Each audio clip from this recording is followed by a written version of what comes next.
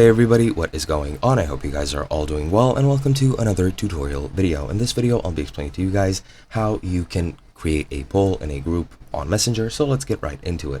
As you can see, I am in a blank profile and I have this test group that I have created, and I have already created a poll here. Now I cannot delete this, but I'll just create a new poll just for demonstration's sake. Now once you're in the group, you want to create a poll in, you want to go into the bottom left with this sort of plus icon and click on that, and from here you want to click on polls. Then you'll have the option to create a poll. You just need to enter the question or the topic of the poll. Let's just say tutorial, and here you'll have the option to add several options. I can create however many I want.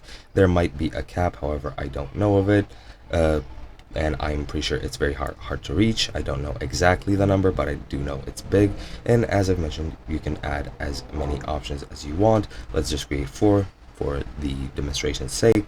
Then once you're done with that, click create a poll, and as you can see, once it's done loading, it'll create a poll and people can vote on it. Now as you can see, the 4th option is hidden, but if you click on it or click on vote, you'll be able to see all the options.